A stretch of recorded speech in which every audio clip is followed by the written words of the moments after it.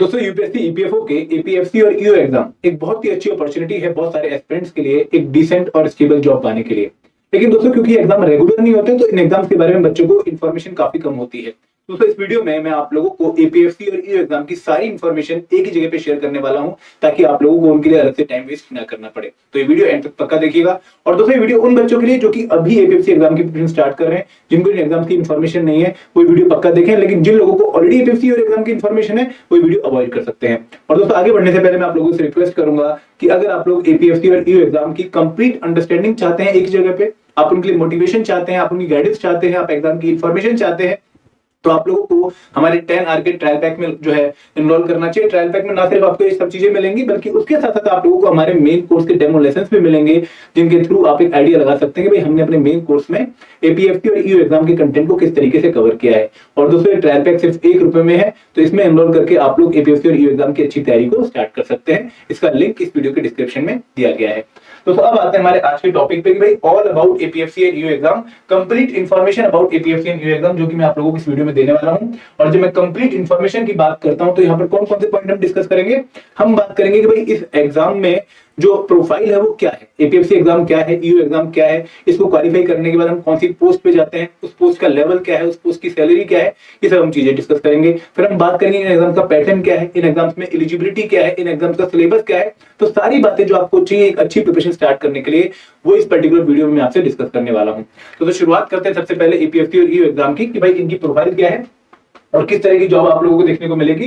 तो आप लोगों को समझना पड़ेगा कि भाई ये जो एग्जाम है ये है क्या, कि यहाँ पर EPFO employees provident fund organisation एक हमारे देश की लार्जेस्ट सोशल सिक्योरिटी ऑर्गेनाइजेशन है, जिसके अंदर मल्टीपल पोस्ट होती हैं। जैसे एपीएफसी एक पोस्ट है, जैसे ईओ एक पोस्ट है। कहां पर है पोस्ट? ईपीएफओ में। लेकिन ईपीएफओ इन पोस्ट के लिए जब रिक्रूटमेंट करता है तो खुद एग्जाम कंडक्ट नहीं करता है, वो रिक्वेस्ट करता है यूपीएससी को कि भाई आप मेरी इन पोस्ट के लिए एग्जाम कंडक्ट करवा लो। तो एपीएफसी और ईओ की रिक्वेस्ट सेंड करता है किसको? यूपीएससी को, विद नंबर ऑफ वैकेंसीज और डिटेल के साथ कि भाई इतनी वैकेंसीज के लिए आपको रिक्रूटमेंट कंडक्ट करवानी है। और फिर यूपीएससी उनकी रिक्रूटमेंट कंडक्ट करवा के लोगों को सिलेक्ट करके ईपीएफओ को वो लोग सेंड करता है। अब दोस्तों यहाँ पर जब ईपीएफओ के लिए आप एग्जाम देने जाएंगे तो एग्जाम क्वालिफाई करेंगे, आपका रिजल्ट अगर पॉजिटिव आता है तो उस केस में आपकी प्रोफाइल क्या रहेगी। अगर आप यूपीएससी ईपीएफओ का APFC assistant provident fund commissioner exam qualify करते हैं तो आप ईपीएफओ में assistant provident fund commissioner post पर जो है रिक्रूट होंगे। ये एक बहुत ही इंपॉर्टेंट पोस्ट है जहां पर बहुत सारे फंक्शंस आप लोगों को परफॉर्म करने पड़ते हैं और आप लोगों की प्रोफाइल एक बहुत ही अच्छी प्रोफाइल होती है। ये एक नॉन गवर्नमेंट जॉब है लेकिन एक स्टेबल जॉब है जहां पर आप लोग एक ऑटोनोमस ऑर्गेनाइजेशन के साथ टिल रिटायरमेंट जुड़ जाते हो। और दोस्तों यहाँ पर आपको ये पता होना चाहिए भाई ये क्लास ए पोस्ट है और ये पोस्ट जो है वो लेवल 10 है इन दी पे मैट्रिक्स। अगर आप इसको कंपेयर करो आईएएस आईपीएस तो जब वो भी ज्वाइन करते हैं अपनी जॉब को तो वो भी क्लास ए और लेवल 10 पे ही ज्वाइन करते हैं। तो काफी अच्छी पोस्ट की लेवल है अगर हम पूरे गवर्नमेंट सर्विस के डोमेन की इसकी बात करें। तो अगर मैं पे लेवल की बात करूं तो यहाँ पर आपका बेसिक पे 7th पे कमीशन के हिसाब से 15,600 से लेकर 39,100 है और आपका ग्रेड पे 5400 है। और जब आप ज्वाइनिंग करते हैं तो आपकी जो इनहेंड सैलरी होती है जस्ट आफ्टर ज्वाइनिंग या ड्यूरिंग ट्रेनिंग वो आपकी 1,10,000 से लेकर 1,20,000 होती है और 8th पे कमीशन आने के बाद सैलरी और इंक्रीज होगी। बट दोस्तों एग्जाम रेगुलर एग्जाम नहीं है, ऐसा नहीं है कि हर साल एग्जाम कंडक्ट होते हैं। एपीएफसी एग्जाम 2002 में हुआ था, फिर 2004 में हुआ, फिर 2012 में हुआ, फिर 2015 में हुआ और 2015 के बाद ये एग्जाम 2023 में सीधा हुआ और अब हम एक्सपेक्ट कर रहे हैं कि भाई एग्जाम 2025 में होगा। अब बात करते हैं ईओ एग्जाम की। देखिए ईओ भी एक पोस्ट है ईपीएफओ में, लेकिन वो एपीएफसी से नीचे की पोस्ट है। ईओ क्या है? Enforcement officer, account officer. ये दोनों अलग अलग पोस्ट नहीं है, आप बस ये मान के चलिए भाई गंगाधर ही शक्तिमान है। यहाँ पर आप पहले जब ज्वाइन करते हो तो आपको कुछ साल अकाउंट ऑफिसर की तरह काम करना पड़ता है जहां पर आप लोगों के क्लेम्स वगैरह सेटल करते हो और फिर उसके बाद आप लोगों को इन्फोर्समेंट ऑफिसर की तरह काम करना पड़ता है।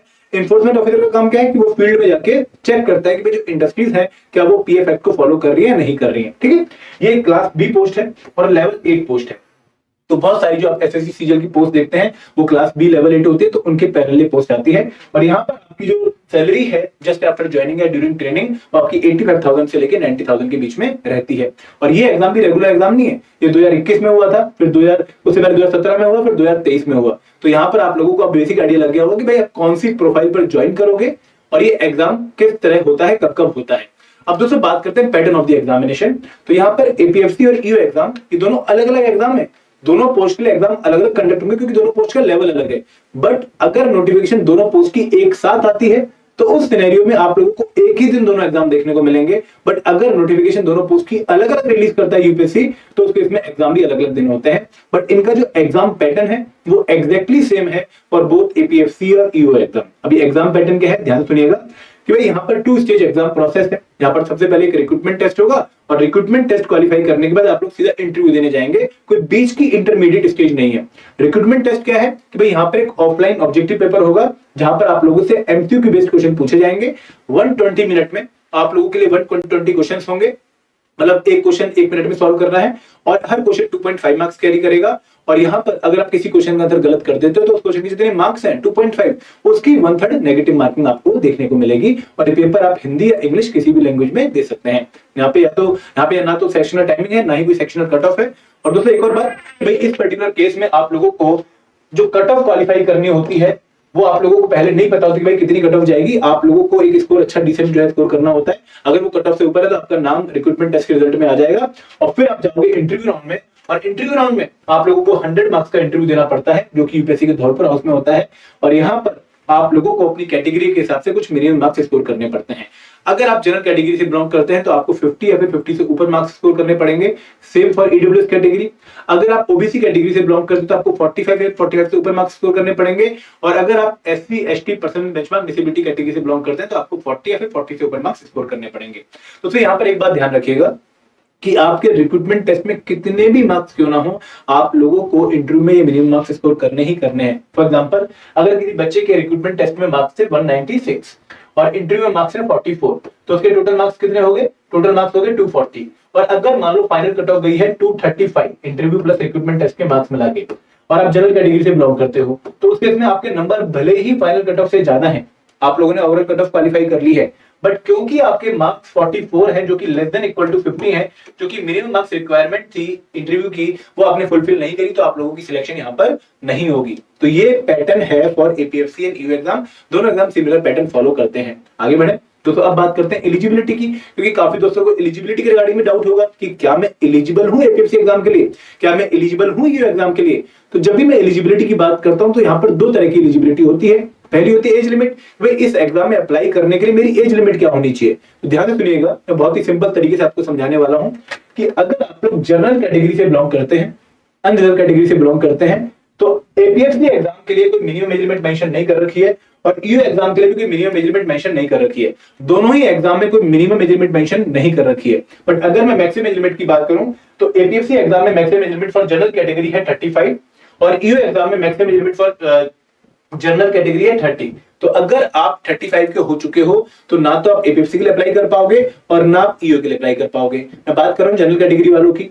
अगर आपकी एज 35 से लेकर 30 के बीच में है, मतलब 30 से ऊपर है लेकिन 35 से कम है, तो उस केस में आप लोग सिर्फ एपीएफसी के लिए अप्लाई कर पाओगे। और अगर आपकी एज 30 से भी कम है तो आप दोनों ही पोस्ट के लिए अप्लाई कर पाओगे, एपीएफसी के लिए भी और ईओ के लिए भी। अब यहाँ पर हम एज रिलैक्सेशन की बात भी कर लेते हैं। भाई अगर आप लोग एससी एसटी कैटेगरी से बिलोंग करते हो तो आप लोगों को यहाँ पर मैक्सिमम एज लिमिट के ऊपर 5 साल की और एज रिलैक्सेशन मिल जाएगी। मतलब ईओ के केस में आप 35 तक अप्लाई कर पाओगे और एपीएफसी केस में आप 40 तक अप्लाई कर पाओगे। अगर आप ओबीसी कैटेगरी से बिलोंग करें तो आपकी एज रिलैक्सेशन प्लस 3 ईयर है, आप यहाँ पर 38 तक अप्लाई कर पाओगे और यहाँ पर आप 33 तक अप्लाई कर पाओगे। अगर आप person with benchmark disability category से बिलोंग करते हो तो यहाँ पर आप जो है 10 ईयर की एज रिलैक्सेशन मिलेगी आपको, और यहाँ पर भी आपको 10 ईयर की एज रिलैक्सेशन मिलेगी। तो ये एज रिलैक्सेशन आप लोगों को क्लियर होनी चाहिए। अगर आप लोग सेंट्रल गवर्नमेंट एम्प्लॉई हैं और 3 साल से लगातार जॉब कर रहे हैं तो वहां पर भी आपको 5 साल की रिलैक्सेशन मिलेगी। तो एज लिमिट के रिगार्डिंग कोई डाउट नहीं होना चाहिए आप लोगों को। अब बात करते हैं एजुकेशनल क्वालिफिकेशन के बारे में। दोस्तों आप कोई भी जो है कैटेगरी के बच्चे क्यों ना हो, सबके लिए एजुकेशनल क्वालिफिकेशन एकदम सेम है, कोई डिफरेंस यहाँ पर आपको देखने को नहीं मिलेगा। अभी क्वालिफिकेशन क्या है, अगर मैं एजुकेशनल क्वालिफिकेशन की बात करूं तो एपीएफसी के केस में आप लोगों को एसेंशियल क्वालिफिकेशन भी देखने को मिलेगी और डिजायरेबल क्वालिफिकेशन भी देखने को मिलेगी। अब इस डिजायरेबल क्वालिफिकेशन का मतलब क्या है? डिजायरेबल क्वालिफिकेशन का मतलब ये है कि भाई अगर ये है तो आप मोर सुटेबल माने जाओगे। ये सोने पे सुहागा वाली बात है। अब इसेंशियल क्वालिफिकेशन क्या है कि भाई आप लोग ग्रेजुएट होने चाहिए। This is the must qualification कि भाई ये तो होनी ही होनी चाहिए अगर आपने एपीएफसी पोस्ट के लिए अप्लाई करना है। अगर ये नहीं है तो आप एपीएफसी पोस्ट के लिए अप्लाई नहीं कर पाओगे। अब डिजायरेबल की बात करें तो डिजायरेबल अगर नहीं भी है, आपके पास मस्ट क्वालिफिकेशन है तो आप एपीएफसी के लिए अप्लाई कर पाओगे, बट अगर डिजायरेबल है तो आपको मोर सुटेबल माना जाएगा। अब बच्चों के माइंड में क्वेश्चन आता है कि क्या हमारे पास अगर डिजायरेबल क्वालिफिकेशन नहीं है तो हमारा ये एग्जाम क्वालिफाई करना डिफिकल्ट हो जाएगा? नहीं दोस्तों, यूपीएससी मेरिट को रिकॉग्नाइज करती है जब आपकी सिलेक्शन करती है, तो यहाँ पर डिजायरेबल क्वालिफिकेशन का इंपैक्ट नहीं है आपकी सिलेक्शन पे। ये बात रही एपीएफसी की। अगर मैं बात करूं ईओए की, तो ईओए में सिर्फ एसेंशियल क्वालिफिकेशन मेंशन कर रखी है, यहाँ पर कोई डिजायरेबल क्वालिफिकेशन नहीं है। और ये एसेंशियल क्वालिफिकेशन क्या है कि भाई आप लोगों की ग्रेजुएशन कंप्लीट होनी चाहिए अगर आप लोग ईओए एग्जाम के लिए फॉर्म फिल करना चाहते हैं, subject to the age limit. Clear है? अब कुछ बच्चों के मन में और डाउट आएगा कि सर क्या ये exam final year student they सकते हैं? बिल्कुल दे सकते हैं, बट इंटरव्यू से पहले जब डॉक्यूमेंट वेरिफिकेशन होती है उस टाइम पर आपके पास फाइनल डिग्री सर्टिफिकेट होना चाहिए। ग्रेजुएशन क्या अगर हमने लर्निंग से किया है, ओपन लर्निंग से किया, डिस्टेंस एजुकेशन से किया, तो क्या हमें फॉर्म फिल कर सकते हैं? बिल्कुल कर सकते हैं। तो उसे यहाँ पर मैटर नहीं करता कि भाई आप रेगुलरली जाके ग्रेजुएशन कंप्लीट कर रहे थे या फिर आपने डिस्टेंस लर्निंग के थ्रू ग्रेजुएशन कंप्लीट करी है। एक और पॉइंट आता है कि क्या कोई मार्क्स का क्राइटेरिया है ग्रेजुएशन में कि वो इतने मार्क्स होने चाहिए तभी आप फॉर्म फिल कर पाओगे? नहीं दोस्तों, कोई मिनिमम मार्क्स का क्राइटेरिया नहीं है। अगर आप 40% वाले हैं और ग्रेजुएशन कंप्लीट है तो भी आप फॉर्म फिल कर सकते हैं। अगर आप 90% वाले हैं तो भी आप फॉर्म फिल कर सकते हैं। आई होप एलिजिबिलिटी के रिगार्डिंग भी किसी बच्चे को कोई डाउट नहीं होगा। अब दोस्तों बात करते हैं सिलेबस की। देखिए यहाँ पर आप लोगों के मन में एक सवाल आएगा कि सर क्या एपीएफसी और ईओ एग्जाम का सिलेबस अलग अलग है, और अगर अलग अलग है तो कितना अलग है, और क्या एक सिंगल प्रिपरेशन से दोनों एग्जाम को क्रैक किया जा सकता है? तो यहाँ पर मैं आप लोगों को बहुत सिंपल शब्दों में समझाना चाहूंगा कि भाई जो एपीएफसी एग्जाम का सिलेबस है उसमें ईओ का सिलेबस ऑटोमेटिकली इंक्लूड होता है। मतलब अगर कोई बच्चा एपीएफसी एग्जाम की तैयारी कर रहा है तो वो ऑटोमेटिकली ईओ एग्जाम की प्रिपरेशन कर रहा है। एपीएफसी में ज्यादा कंपोनेंट है, और अगर उन ज्यादा कंपोनेंट्स में से हम 4 कंपोनेंट माइनस कर दें, मतलब ऑडिटिंग एंड इंश्योरेंस माइनस कर दें, हम कल्चर माइनस कर दें, हम स्टेट माइनस कर दें, और हम population development and globalisation minus कर दें, तो अब जो सिलेबस बनेगा वो ईओ एग्जाम का सिलेबस बनेगा। मतलब ऐसा कोई भी टॉपिक ईओ एग्जाम में नहीं है जो एपीएफसी में ना आता हो, लेकिन ऐसे 4 कंपोनेंट हैं जो एपीएफसी एग्जाम में आते हैं बट ईओ एग्जाम में नहीं आते हैं। तो मेरी सलाह यही है कि भाई आप लोग एपीएफसी एग्जाम की प्रिपरेशन करो, क्योंकि अगर आप एपीएफसी एग्जाम की प्रिपरेशन कर रहे होंगे तो आप ऑटोमेटिकली ईओ के लिए रेडी हो जाएंगे। पर दोस्तों दिक्कत क्या आती है कि जब आप सिलेबस को देखने जाते हो एग्जाम की नोटिफिकेशन में, तो आप लोग वहां पर देखते हो कि सिर्फ और सिर्फ कंपोनेंट के नेम मेंशन किए गए हैं। इन कंपोनेंट के अंदर हमें डीप में क्या पढ़ना है ये आप लोगों को नहीं बताया जाता। तो यहाँ पर जैसे जनरल इंग्लिश मेंशन कर रखा है, पर अब जनरल इंग्लिश बहुत बड़ा टॉपिक है, इसमें क्या क्या प्रिपेयर करना है, इंडियन कल्चर में क्या प्रिपेयर करना है, पीडीजी में क्या प्रिपेयर करना है, गवर्नेंस में क्या प्रिपेयर करना है। तो अब मैं आगे आप लोगों को डिकोडेड सिलेबस बताने वाला हूं। तो सर इस डिकोडेड सिलेबस को बताने से पहले मैं आप लोगों को एक बहुत ही सिंपल मैनर में इस एग्जाम की अप्रोच भी एक बार बताना चाहूंगा कि भाई अगर आप लोग इस एग्जाम को अप्रोच कर रहे हो तो there are 3 areas for preparation. वो 3 एरियाज क्या है? पहला एरिया है quant reasoning English plus current affair, जो कि इंडिया के लगभग हर कॉम्पिटिटिव एग्जाम में आते हैं। ये जो एरिया है ये पेपर में 1/3 वेटेज होल्ड करता है, और इससे अराउंड 40 क्वेश्चन आते हैं आउट ऑफ 120। जो सेकंड एरिया है दोस्तों वो भी बहुत इंपॉर्टेंट है, वो है जनरल स्टडीज, जीएस के नाम से आप इसको जानते हो। और जनरली जो यूपीएससी एग्जाम के बच्चे प्रिपरेशन कर रहे हो तो उनके लिए काफी इजी होता है। ये थोड़ा एडवांटेज देता है सीजीएल वाले बच्चों को, और ये थोड़ा एडवांटेज देता है यूपीएससी वाले बच्चों को। इवन बैंकिंग वाले बच्चों को यहाँ पर एडवांटेज है। ठीक है, यहाँ पे कौन कौन से कंपोनेंट आते हैं? यहाँ पे आता है polity, general science, Indian economy, modern history, culture, ये सारा आपका यहाँ पर आता है, और इसकी वेटेज भी 1/3 है, तो यहाँ से भी 40 क्वेश्चन आउट ऑफ 120 आते हैं। अब तीसरा एरिया क्या है? तीसरा एरिया है ईपीएफओ स्पेशल कंपोनेंट। यहाँ पर दोस्तों ऐसे कंपोनेंट आते हैं जो जनरली हम किसी और एग्जाम के लिए प्रिपेयर नहीं करते हैं, जैसे computer awareness, then there is IR and labour law, industrial relation and labour law, then there is social security, and then there is accounts. तो ये एरिया भी बहुत इंपॉर्टेंट होता जा रहा है, क्योंकि इसकी वेटेज भी बढ़ती जा रही है, और अब इसकी वेटेज अराउंड 1/3 है। तो अगर आप एपीएफसी एग्जाम क्वालिफाई करने की सोच रहे हो या फिर ईओ एग्जाम क्वालिफाई करने की सोच रहे हो, तो एक अच्छी स्ट्रेटेजी क्या होगी? भाई हमें इन तीनों एरियाज को पैरेलली लेके चलना है। हमें किसी भी एक एरिया पे ओवर फोकस नहीं करना है, या किसी भी एक एरिया पे अंडर फोकस नहीं करना है, क्योंकि इस एग्जाम में सिलेक्शन का मंत्र यही है कि भाई आपका सिंपल क्वेश्चन और मॉडरेट क्वेश्चन किसी भी कंपोनेंट का गलत नहीं होना चाहिए, क्योंकि डिफिकल्ट क्वेश्चन आपके फेवरेट कंपोनेंट का भी है, आपको दिल पे हाथ रख के उसको छोड़ना पड़ेगा, क्योंकि वहां पे नेगेटिव मार्किंग का स्कोप बढ़ जाएगा। तो ये अप्रोच आप लोगों ने फॉलो करनी है जब आप इन कंपोनेंट्स को 1 बाय 1 प्रिपेयर करेंगे। अब आपके मन में सवाल आ रहा होगा कि सर इन कंपोनेंट्स का डिकोडेड सिलेबस क्या है? तो मैं आपको 1 बाय 1 बताता हूं। जब मैं Indian culture, heritage and freedom movement की बात करता हूं, तो सिलेबस में हमें ये नाम देखने को मिल रहा है। तो इसका एक्सप्लिसिट जो है मतलब क्या है कि भाई आप लोगों को Indian culture and heritage prepare करना है, और आप लोगों को फ्रीडम मूवमेंट मतलब मॉडर्न हिस्ट्री प्रिपेयर करना है। अब यहाँ पर एक इम्प्लिसिट मीनिंग भी है, वो भी आप समझ लीजिएगा अभी। इम्प्लिसिट मीनिंग क्या है कि भाई आप लोगों को एंशिएंट और मिडिवल हिस्ट्री भी प्रिपेयर करना पड़ेगा। बट कौन से एग्जाम की मैं बात कर रहा हूं अभी? मैं बात कर रहा हूं एपीएससी एग्जाम की। एपीएससी एग्जाम में इंडियन कल्चर भी आएगा और कंप्लीट हिस्ट्री आएगी इंडिया की। कंप्लीट मतलब हड़प्पन सिविलाइजेशन से लेके जो आपकी इंडिपेंडेंस है हमारी, वहां तक जो हिस्ट्री आती है वो कंप्लीट आप लोगों को एपीएससी एग्जाम में देखने को मिलेगी। और इस एग्जाम से अराउंड 10 क्वेश्चन आते हैं इस कंपोनेंट से एग्जाम में, एपीएससी में भी और ईओयू में भी। लेकिन ईओयू में आपको सिर्फ और सिर्फ मॉडर्न हिस्ट्री देखने को मिलेगी, वहां पर आप लोगों की कल्चर और एंशिएंट और मिडिवल हिस्ट्री नहीं आती है। अब क्या प्रिपेयर करना है कल्चर एंड हेरिटेज में? Architecture, painting, dance form, handicraft, religion and philosophy, fair and festival, world heritage site, tangible intangible, miscellaneous topics और हमारे आर्कियोलॉजिस्ट। अगर मैं मॉडर्न हिस्ट्री की बात करूं तो यहाँ पर हम शुरुआत करेंगे decline of Mughal slave, advent of European, rise of British in India, revolt of 1857, social religious reform movement, बहुत इंपॉर्टेंट टॉपिक है दोस्तों।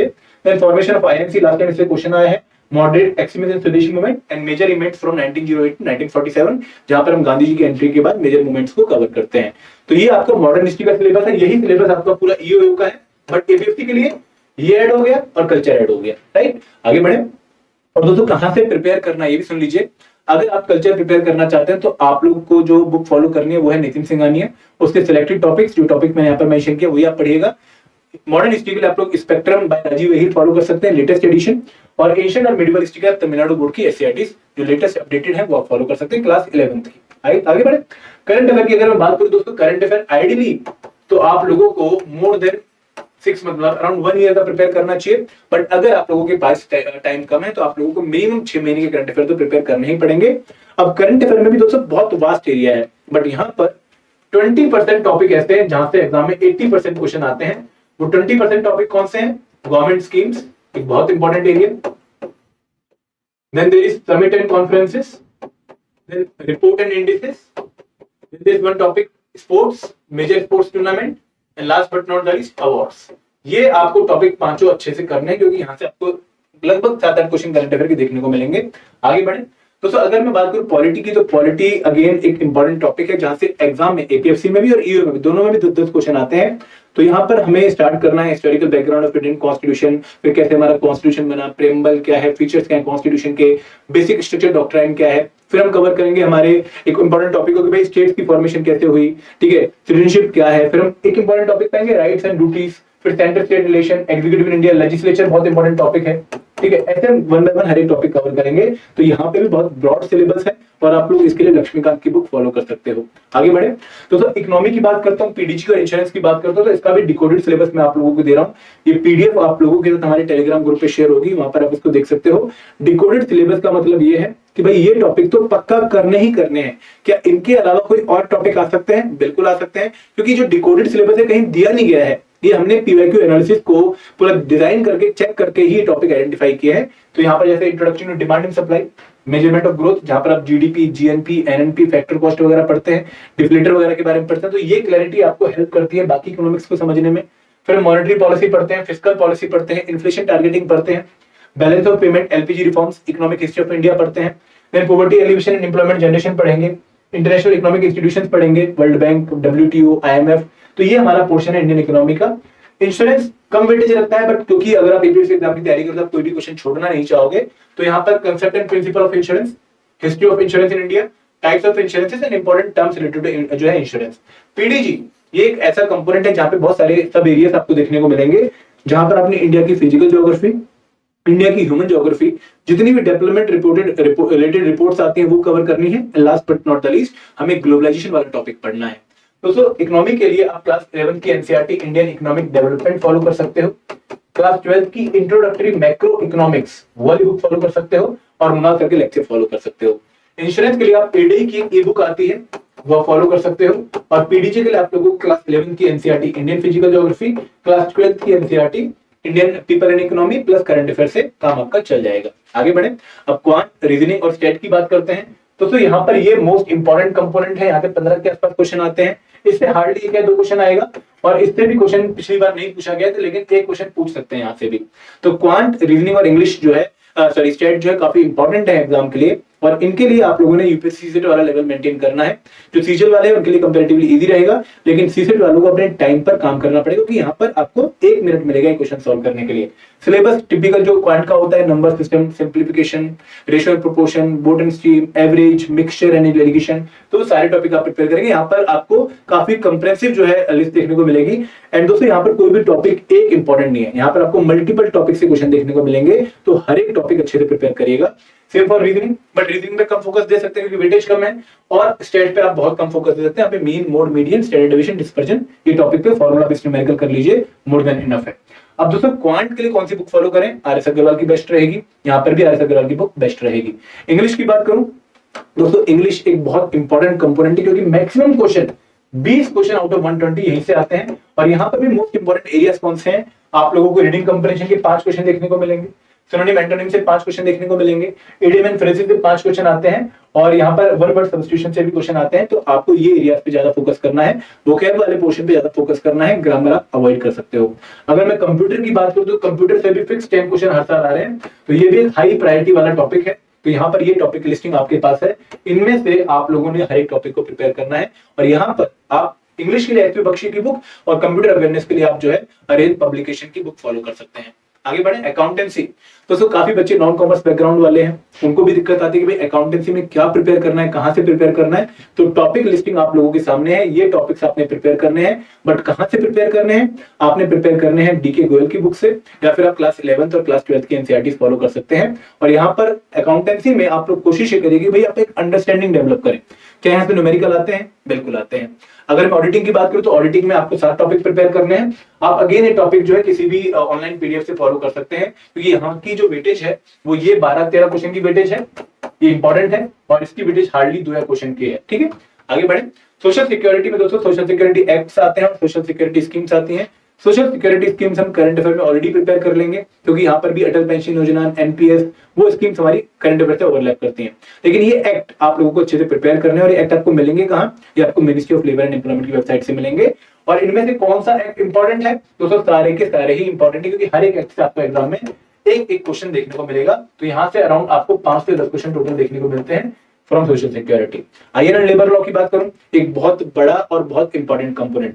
ईओ में 15 के 15 क्वेश्चन लेबर लॉ से आए थे, और एपीएफसी में 4 क्वेश्चन आईआर से और 11 क्वेश्चन लेबर लॉ से थे। तो आईआर वाले टॉपिक ये है, एक थ्योरेटिकल कंपोनेंट है, एक बार पढ़ोगे तो काम चल जाएगा।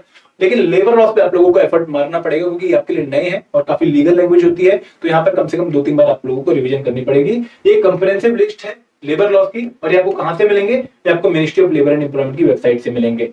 ये कहां से पढ़ना है? ये पढ़ना है अपने पहली क्वेश्चन शिफाली नंदन से। ठीक है, तो फिर जनरल साइंस कंपोनेंट और बचा। जनरल साइंस कंपोनेंट में हमें क्लास 6 से लेकर क्लास 10 की एनसीईआरटीज को फॉलो करना है, और वहां पर बेसिक साइंस ही आती है, टेक्नोलॉजी बेस्ड साइंस नहीं आती है। तो अब आपके मन में एक जो है तसल्ली आ गई कि हाँ मुझे क्रेडिबल इंफॉर्मेशन मिल गई है।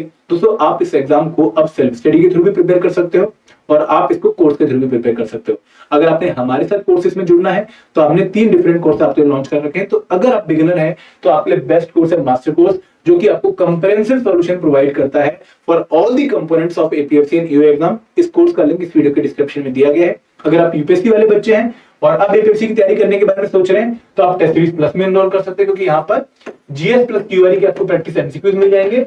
लेकिन जो कंपोनेंट्स आपने कभी भी यहाँ पर नहीं पढ़े हैं, उनके आपको यहाँ पर कंप्रिहेंसिव कवरेज देखने को मिलेगी। ये आपके हिसाब से डिजाइन किया गया है जो यूपीएससी वाले बच्चे हैं, और ये कोर्स उनके लिए जिन्होंने एक बार सिलेबस की प्रिपरेशन अच्छे से कर ली है और अब सिर्फ प्रैक्टिस करना चाहते हैं। तो दोस्तों ये वीडियो थी जहां पर आपको सारी इन्फॉर्मेशन एक ही जगह पर मैंने दे दी है। तो आई होप आपको कोई डाउट नहीं रहेगा। अगर फिर भी किसी बच्चे को कोई डाउट बचा है तो आपके पास चैट बॉक्स है, वो आप वहां पर अपना डाउट मेंशन कर सकते हैं। This is all from my side. Thank you very much. जय हिंद, जय भारत।